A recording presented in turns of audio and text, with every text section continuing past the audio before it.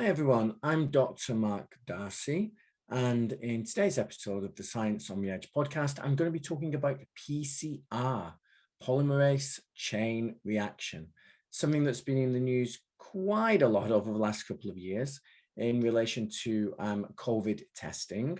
But PCR has been around for a long time, and it is used to test for various diseases such as COVID-19. But also it is used for many other purposes as well. It's used in research, it's used in medicine, it's used in crime scene investigation. So I'm going to explain today exactly what PCR is, how it works, and its uses. So let's get started. Okay, so polymerase chain reaction. So this is a result of a PCR, or at least it's a result of a PCR. Polymerase chain reaction produces amplified sections of DNA, meaning you make a lot of DNA from a small segment of DNA, a segment that you are interested in. You're interested in it for a variety of purposes. In this case, you want to visualize it. So you're looking at the PCR product on a gel electrophoresis. So this is an agarose gel, and each one of these bands here is a PCR product of a different size. This gel is an agarose gel. What you basically do when you produce this gel and set it is you connect a negative electrode to the top, a positive electrode to the bottom, and you insert your DNA into little lanes here. Now, DNA is negatively charged, which means it is repelled by the negative charge here and wants to move towards a positive charge here. So it moves through the gel. Now, the thing is, these gels, they have small particles in them, particles of agarose, and that slows down the DNA, which basically means sequences of DNA that are quite large bump into a lot of the particles in the gel, so they move through the gel quite slowly, whereas sequences are quite small, move through the gel quite quickly. Hence, this band here would consist of pieces of DNA, fragments of DNA that are quite small because they move through the gel quickly. Here, the pieces would be comparatively larger because they move through the gel slowly. You run a gel maybe for about an hour or so. What are we looking at here? Well, we're looking at a DNA ladder. Each segment here is a known sequence of DNA, so a known size. So this would be a small size, let's say it's 200 bases. This would be a large size, let's say it's 2000 bases. And each segment is a different size, and we know what that size is. We run the ladder through the gel at the same time as we run the PCR product through the gel. And when we stop the gel and visualize it, well, we can determine the size of a PCR product. This lines up with this, so it's about that size. This lines up with this, so it's about that size. This is useful because we know the expected sizes of PCR products. We know, for example, that we're trying to amplify maybe a section of nucleotides from the COVID-19 virus that is a known length. And if this was the known length here, and this was a PCR product taken from a patient who's suspected to have COVID-19, and it lines up, then they probably got it. It's the right size. So this is one way of looking at a PCR product. But there are computer systems which do it in more of a graphical way. They present the data in more of a graphical form. But this is old style, and it's very easy to visualize. Okay, so polymerase chain reaction. This technique basically allows scientists and doctors and researchers, etc., to amplify large quantities of DNA from very small amounts of starting sample. So you get billions-fold amplification. So you could take a tiny amount of DNA from a swab on the surface of a table, for example, in a crime scene, or from a bit of saliva, or what has been done is taking DNA from the mud in the bottom of caves, and you can take that DNA you can design what we call primers, which I'll talk about shortly, that will bind to just a particular sequence of DNA, a particular part of the genome, and make many copies of it. So we have, for example, 20,000 genes, 20 to 25,000 genes. Maybe we want to look at one little sequence. So for example, a sequence of bases that will only be present in your DNA if you're infected with a virus. Well, what we would do is we would design things called primers, which would bind just to that particular sequence. We'd run PCR, it would make billions and billions of copies of just that sequence, enough that we could visualize it. And this allows us to do all sorts of things, which I will talk about later. It's not just about diagnosing diseases. So the materials that you need for PCR. So 3 stages are involved in a PCR cycle. First of all, denaturation. You take your sample of DNA, and DNA is double-stranded. It's a double helix. It's bound together. These 2 strands are bound together. A's to T's, C's to G's. That's adenine to thymine, cytosine to guanine. They're the rungs in a ladder, so to speak. So the first thing you need to do is denature the DNA. So you heat it up in a machine, PCR machine, to 95 degrees C, and that separates the double strands. This is denaturation. Then annealing of the primers. So you need to cool the sample down a little bit, not so the DNA binds together again, but enough so that the primers can bind. The primers are short sequences of RNA that basically have complementary bases to a particular sequence of interest on the DNA. They'll only bind to that sequence of interest. This annealing is usually between 50 and 60 degrees C. It depends on how many C's and G's, cytosines and guanines, there are in the site of binding of the primer compared with adenines and thymines, A's and T's. A's and T's basically only have 2 hydrogen bonds, so they pull apart easier and stay apart easier. Whereas C's and G's have 3 hydrogen bonds, so it takes more heat to pull them apart, but also they bind together much easier at a higher temperature. So this is the annealing stage. Then you have the extension phase. This is about 72 degrees C. This is a temperature at which a particular enzyme called DNA polymerase will bind to the primers and make a copy of that particular sequence of DNA of interest. And you basically repeat this again and again. So a couple of minutes or so to run through a cycle of denaturation, annealing, and extension. Then you do it again and again and again, and you double the amount of copies of the sequence of interest with each cycle.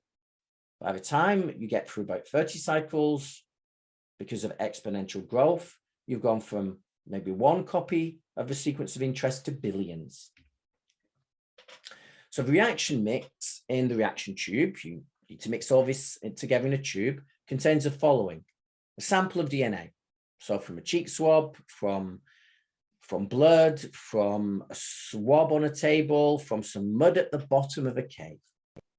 You take some DNA of interest and you put a little bit in the tube. You don't need much. A microliter is sufficient, or even less. You have your primers for the specific detection of that particular sequence. You have a forward primer, which will sort of bind in front of the gene or sequence of DNA of interest, and a reverse primer, which will bind just behind it. So you're sort of creating a sort of boundary. You have many bases of DNA, billions of them in your cells. 20 to 50,000 genes, each one can be thousands of bases long. So you just want to put a little margin around that little bit that you're interested in. So that's what you do with the forward and reverse primers. You need nucleotides in your sample to make the DNA, make the copies. DNA is made of adenine, thymine, guanine, and cytosine with a backbone of sugar and phosphate. So you need that as well, the nucleotides. And you need the enzyme, the DNA polymerase. So the target DNA contains the sequence to be amplified. Your forward and reverse primers, known as oligonucleotides, usually about sort of 20 bases long each, they define the sequence to be amplified. Your DNTPs, which stands for deoxynucleotide triphosphates, These are the building blocks of DNA: phosphate, sugar, and either adenine, thymine, guanine, or cytosine. There's 4 types of DNTPs that you'll put in the mix. Your DNA polymerase, usually something called Taq polymerase. Now, this is thermostable. What does that mean?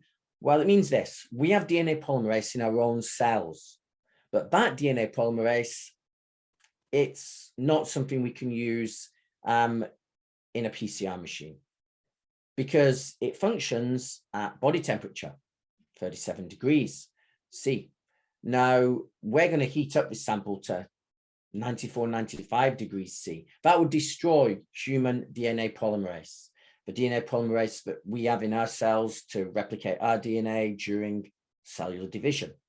So that will be destroyed by the heat. So what we do is we actually, and this is quite clever, this is why Kary Mullis, the person who came up with this technique, was so smart, a little crazy, but also smart, because he came up with the idea of using a DNA polymerase from something called Thermus aquatica, which is a type of microbe that grows in hot springs. Because it grows in hot springs, it has to be temperature resistant. And it is. Its enzyme can function at very high temperatures, and it does not denature, it does not break apart at the denaturing temperature, at the denaturing temperature that we use in PCR. We need some magnesium ions. They're a kind of cofactor for the Taq polymerase. They sort of help it work properly. A buffer solution which maintains the pH and ionic strength of the reaction solution suitable for the activity of the enzyme. To perform a PCR run, you put your tube in the apparatus. Actually, you usually put many tubes in the apparatus. A PCR machine, depending on the type of PCR machine, can actually hold hundreds of samples. You let the program run for about 35 cycles of denaturation, annealing, and extension, amplification.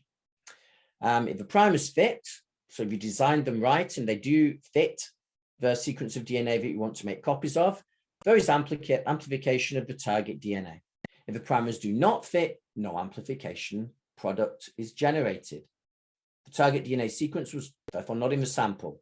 So no amplification, no COVID, for example, or whatever the sequence is of interest. You detect then if there is a PCR product, either in the way I showed you earlier on an agarose gel or through a PCR machine. So now let's kind of go through these steps in a little bit more detail. So first we have denaturation. Denaturation at about 94 degrees C. So during the denaturation, the double strands of DNA opens up. They separate. Enzymatic reactions stop, for example, the extension from the previous cycle. Slight formatting issue here, I've just noticed, but never mind. Then you have annealing at about 54 degrees, 50 to 60. The primers now are jiggling around, caused by the Brownian motion of the particles. Ionic bonds are constantly formed and broken between the single-stranded primers, forward and reverse, and the single-stranded template. The more stable bonds last a little bit longer. That's for primers that fit properly. And on that piece of double-stranded DNA, you've got a template and a primer. The polymerase can attach and starts copying the template. Once there are a few bases built in, the bond is so strong between the template and the primer that it does not break free. Then you have extension. You raise the temperature to 72 degrees. This is the temperature that the polymerase is going to work at. So this is the ideal temperature for Taq polymerase. The primers, where there are a few bases built in, already have a stronger ionic attraction to the template than the forces breaking these attractions. Primers that are on positions with no exact match get loose. They come loose. So if your primers aren't accurate enough, they'll probably come loose and don't give you an extension fragment. The bases, complementary to the template, are coupled to the primer. This is on the 3' side. The polymerase then adds DNTPs, building blocks of DNA, from the 5' to the 3' direction, reading the template from 3 to 5 side. Bases are then added to the complementary template. What I should say here is that in DNA, the 2 strands are anti-parallel. So one goes 3 to 5 prime, the other goes 3 to 5 in the opposite direction. So they go into opposite directions, and polymerase can only actually copy in one direction. So what you get is polymerase that binds on one side, moving along here, for example, and polymerase that binds on this side, moving along here, because the strands are anti-parallel. This picture shows you quite well how this is working. So you've got your genomic DNA, which contains about 20 to 25,000 genes, many millions of bases. You've made primers that will bind just around the sequence of interest. You then go through denaturation and separate the strands, lower the temperature to annealing, forward and reverse primer bind, raise the temperature to the extension temperature. The polymerase will bind and make copies. So each single strand will become a new double strand. And then you repeat it, double again, repeat it, double again, again. So here's just another illustration showing you that happen. The double strand separates, primers bind, and make new double strands. And this is just showing you a gel. You can see 5 cycles, you've not amplified much. By 15, you can start to visualize the PCR product. By 45, it's very strong. It's a logarithmic progression. So maybe you've got one small section of DNA. After one cycle, it's doubled. You've got 2. After another cycle, it's 4, 8, 16, 32, 64, 128, 256, 512, 1024, etc., etc. By 34 cycles, you have billions of copies of your sequence of interest. And this is showing you a graph, showing this amplification. It's slow at first, but it then amplifies quite a lot. Obviously, the reaction can't continue indefinitely because reagents will become a limiting factor, the amount of building blocks of DNA and buffer that you have in the tube. Now, PCR, there's traditional PCR, and there's more modern forms of it known as real-time PCR. In traditional PCR, a machine might look something like this. Many of those at the university that I've performed a lot of my research at. Traditional PCR machine, cheap and cheerful, basically. Labs all over the world have them. There are many little slots here for putting many samples. You program the machine with the annealing temperature, extension temperature, etc., and number of cycles, and you let it run. Put your tubes in, let it run. These things will even chill your product at the end if you want to do so. So you can let it run overnight, basically, and pick up your samples in the morning. So it takes about 6 minutes to complete a single denature, annealing, amplification cycle. This is because of the time required to heat cool the aluminium wells that hold your samples, at least in some traditional PCR machines. There are other types. So for a typical 35 to 40 cycle run, take about 4 hours. What is more, you do not know whether it has worked until you have taken your product out and basically run it on a gel. Again, slight formatting issue here, sorry about that. This is why real-time PCR is better, because you don't need to run it on a gel necessarily, at least not once you've tested your primers. So here is showing another picture of a gel. Here is temperature, here is time. This is showing you what's happening, denaturation, annealing, extension. This is where real-time PCR machines come in. More modern development, this is a light cycler 2 by Roche. I've used these myself as well. A light cycler is a bit different. You put your sample, your mixture, in a glass capillary, which fits into one of these carousels and is loaded into the machine. You have a heating coil that heats the sample, and you have a fan that cools it, so you can heat and cool pretty quickly. You also have a laser, which can be shone through the glass capillary. And this is important. What we basically do with real-time PCR is we rely on fluorescence to detect sample. So here's the glass capillaries, here's a fan, here's a filament. So the time is a little bit quicker with these things. It takes about 2.5 minutes to run through a cycle. So an hour or so, and you've gone through a full PCR run, or at least an hour and a half maybe. depends on how many cycles you run. So air is sucked into the machine by a small fan and warmed with a heating coil. Since air has a very low thermal capacity, the instrument can attain a thermal ramping rate of about 20 degrees C per second. So a small 5 microliter to 10 microliter reaction volume and thin-walled glass reaction vessels help to heat the heat to transfer. The latter also allows fluorescence measurements to be made by shining a laser through the glass capillary. The use of fluorescent probes can monitor progress of the amplification process in real time, hence real-time PCR. So basically, the machine is hooked up to a computer. You measure fluorescence. I'll explain how this works shortly, but basically, you're going to get more fluorescence the more amplification that has occurred. So fluorescence against cycle number, low fluorescence at first, but as you go through exponential increase of PCR product, fluorescence increases too till it reaches a plateau. So how do we detect this fluorescence? How do we detect the fluorescence? Well, there are a few methods actually, but I'm just going to talk about one here, which is cyber green. Very common one, very cheap one. So you put your mixture together, exactly the same as we did before, DNTPs, Taq polymerase, DNA product, magnesium, etc., buffer solution. But we also had something called cyber green, which glows green, hence the name, when you shine a light on it. But it only does so when it's come out of solution and bound to DNA. And it binds to DNA between the bases. This is called intercalation.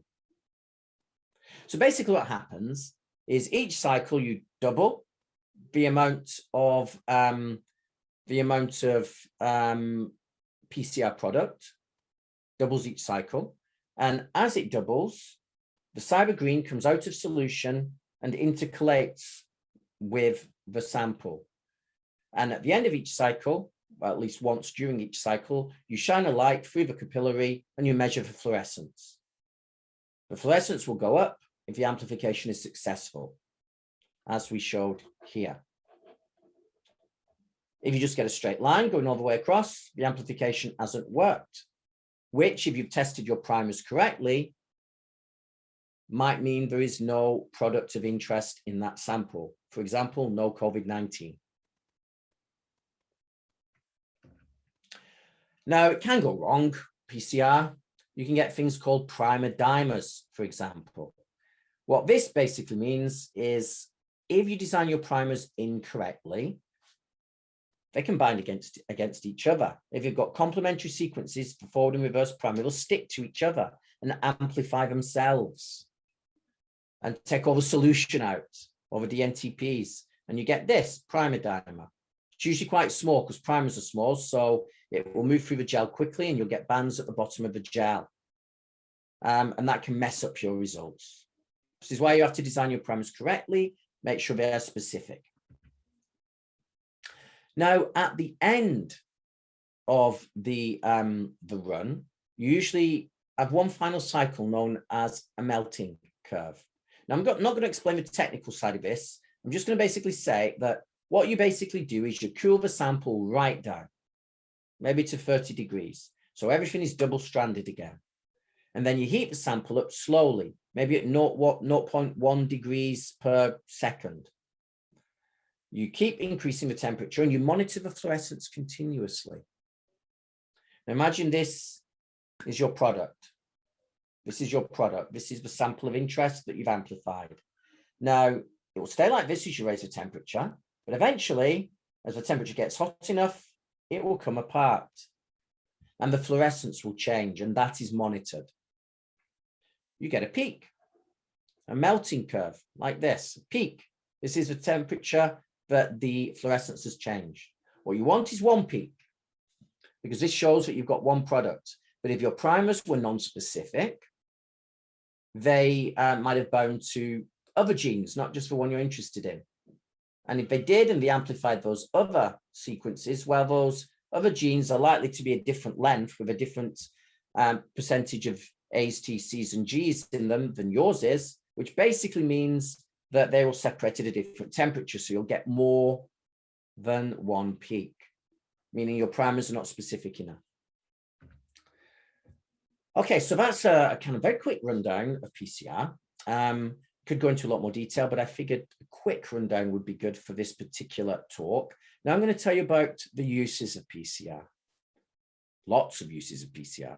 It's not just for diagnosing disease. Yes, you can find out if someone's got COVID-19 by making primers that bind to the sequence of bases that you get in the COVID-19 virus. If a PCR works, you get an amplification curve. Then, that person's got COVID. If you don't, if you get a straight line or no band on a gel, they don't have COVID. And you can use that to test for all sorts of diseases from HIV to Ebola. But you can use it for other things too. You can sequence DNA. So you can sequence, for example, the human genome. This is part of how we sequence the human genome. It involved PCR, lots and lots of PCR. Without that, we wouldn't have been able to sequence the human genome. Now we've sequenced lots of genomes, lots of animal and plant genomes. Diagnosis, I've talked about. Genetic fingerprinting. We all have unique sequences of bases in our DNA. We can use PCR to amplify fragments of DNA and compare these sequences. So you could compare my sequence, for example, with some other individual's sequence, and this would determine how related we are. So you could see, for example, is this person a parent or a sibling or a first cousin, second cousin, third cousin, etc., just by comparing these genetic fingerprints, which obviously can then be used in crime scene investigation. If you can get a bit of DNA from a crime scene or from an individual who's maybe been molested or murdered or whatever, you can then identify that fingerprint. And if you get a suspect, you can compare it with them and you will know that that person was at the scene. Genetic engineering. If you want to insert new genes into an animal or plant, well, then you need lots of copies of those genes and use PCR to generate those copies. Inter and intraspecies variation. Maybe I want to compare the differences between, I don't know, a horse and a zebra. Well, then I can do that with PCR. And I can compare within a species, and I can determine things such as when did humans first come into Europe? We evolved in Africa about 200 to 300,000 years ago, but left Africa for the first time. It's thought about 70,000 years ago. When did we get into Europe? Well, you can compare genomes of, say, Northern Europeans and Sub-Saharan Africans or any people in the world, compare the sequence differences, look at how different they are, and with some technology that I won't go into now, the molecular clock, mutations happen basically at a sort of set rate, more or less per generation. We can roll back and say maybe that it's about 45,000 years ago that we, 70,000 years ago that we separated from Sub-Saharan Africans, about 45,000 years ago that we came into Europe. These dates are still being worked out, but roughly that. You can also determine, for example, that humans and chimpanzees had a common ancestor about 6 million years ago by comparing our genomes. Molecular ecology, it sort of links to what I've just been talking about. Molecular biology, lots of molecular biological uses of PCR, and molecular archaeology. So, for example, this is Richard III. How do we know it's Richard III? Well, Richard III, the last Plantagenet king, died in battle. A horse, my kingdom for a horse. He died in battle. That was Shakespeare, by the way, Richard III. He died in battle, but his remains were never found. But a few years ago, this body was found in a car park when it was being dug up, roughly the area where the final battle between the Plantagenets and the Tudors was fought. So this was the last Plantagenet king. He lost the battle, he was killed, and the Tudor reign began. Now, Richard III, the last Plantagenet, he died there. this body was found. How do we know it was Richard III and not one of the other soldiers? Well, first, you can see a bowed back here, scoliosis, and we know that Richard III suffered from that. Actually, we didn't know for sure. Some people wondered if it was just propaganda against him by the Tudors. But this person did have a curved back, which made people think maybe it's Richard III. But how do we find out? Well, they extracted some DNA from him. DNA is very resilient. It can survive for many years. They extracted the DNA and they amplified it using PCR. And they compared the sequence with the sequence from several modern relatives of Richard III. He's royal, but he's from a royal lineage, there's descendants. And it was Richard III. Now we know that. So many uses of PCR. Okay, guys, so that is a very rapid overview of PCR, how it works and its uses. Hope this has been interesting. If you did find it interesting, then please consider going to scienceontheedge.com and perhaps making a small donation through the donate link. And also, it'd be great if you could maybe write a review of my YouTube channel and hit the subscribe button as well, please. Okay, thank you very much for listening, and I'll see you next time. Bye for now.